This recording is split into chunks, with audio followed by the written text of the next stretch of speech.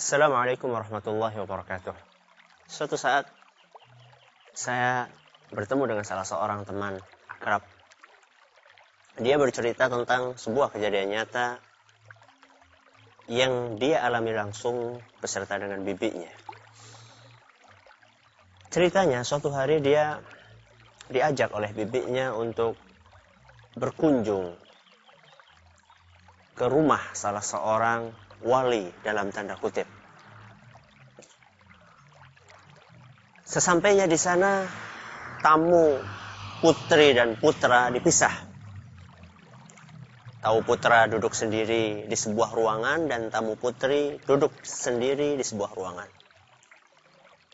Sehingga teman saya ini nggak tahu apa yang terjadi di dalam ruangan putri dan bibi dia juga nggak tahu apa yang terjadi di ruangan putra. Setelah selesai kunjungan tersebut, teman saya bertanya kepada sang bibi. Kata teman saya, "Bi, apa tadi yang dilihat di tempatnya sang wali?"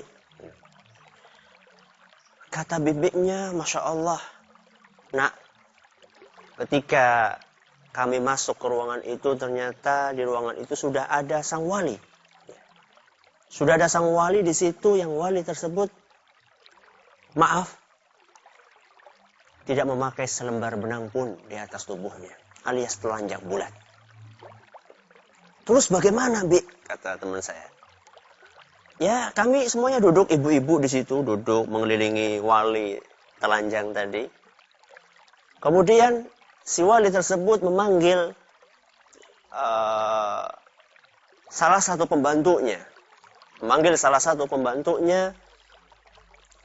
minta diambilkan rokok. Akhirnya diambil satu batang rokok, kemudian dinyalakan, dihisap sekali, dihisap 2 kali, baru dihisapkan 2 kali, rokok tersebut dibuang sama wali tersebut ke atas lantai. Ketika dibuang di atas lantai, apa yang terjadi? Yang terjadi adalah seluruh hadirat, ibu-ibu yang ada di situ, mereka bergegas untuk memperebutkan harta karun puntung rokok sang wali tersebut. Dari sekian puluh ibu-ibu, ada satu ibu yang beruntung dalam tanda kutip mendapatkan puntung rokok itu. Apa kemudian kelanjutannya? Si ibu membawa sang bayi di dalam pangkuannya yang mungkin baru umur sekian tahun. Dan bayi itu oleh sang ibu diperintahkan untuk menghisap puntung rokok dari sang wali itu. Dengan tujuan ketika ditanya supaya apa? Supaya pintar seperti Mbah Wali tadi. Subhanallah, kaum muslimin dan kaum muslimat yang kami hormati. Begitulah kita melihat fenomena orang-orang yang berusaha untuk ngalap berkah, untuk mendapatkan berkah dari wali atau dari kiai atau dari orang yang ditokohkan, siapapun dia. Maka kita perlu melihat, kita perlu mempelajari, kita perlu mengkaji, apakah fenomena seperti ini masih dibenarkan oleh agama kita? Karena kenyataannya masih banyak di antara kaum muslimin yang melakukan hal-hal tersebut. Mari kita buka dalam Al-Quran.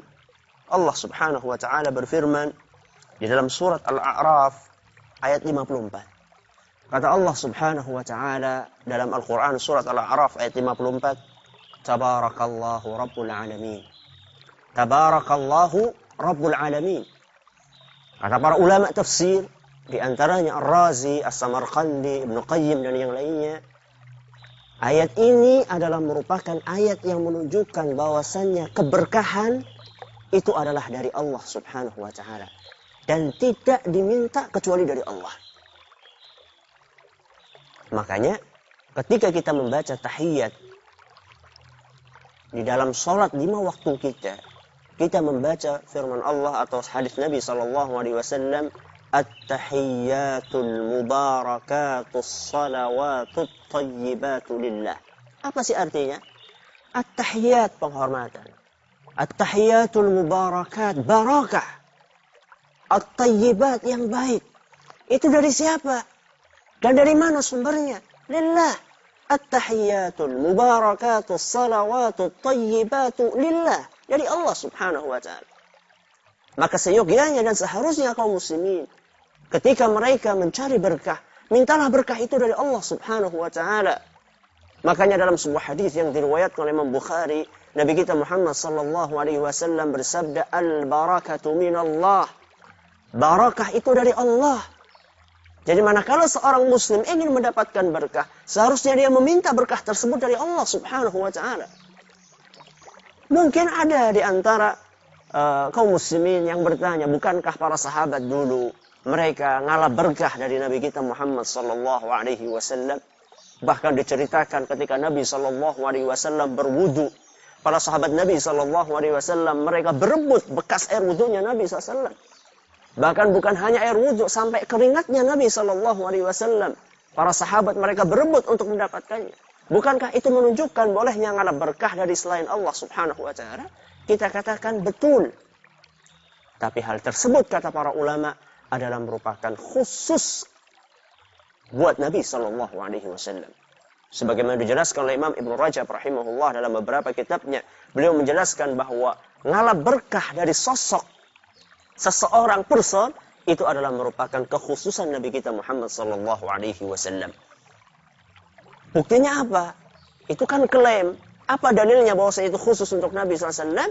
Dalilnya kata beliau, kata Imam Ibnu Rajab, dalilnya adalah para sahabat Nabi SAW, mereka tidak ngalap berkah kepada selain Nabi SAW. Makanya setelah wafatnya Nabi SAW, para sahabat tidak ada yang ngalap berkah dari Abu Bakar radhiyallahu anhu, manusia yang paling istimewa sesudah para nabi dan Nabi kita Muhammad SAW.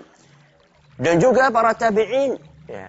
Para tabi'in mereka juga tidak ngalap berkah dari para sahabat Nabi SAW. Dan ini menunjukkan bahwasannya analogi berkah, mengkiaskan, mencari berkah dari Nabi kita SAW kemudian dianalogikan kepada orang-orang saleh sesudah mereka, itu bukanlah sesuatu yang bisa diterima oleh para sahabat Nabi SAW. Sehingga kalau Anda ingin mendapatkan berkah, mintalah dari Allah subhanahu wa ta'ala. Niscaya kehidupan Anda akan senantiasa diliputi keberkahan. Semoga yang sedikit ini bermanfaat. Wallahu ta'ala a'la wa a'lam. Assalamualaikum warahmatullahi wabarakatuh.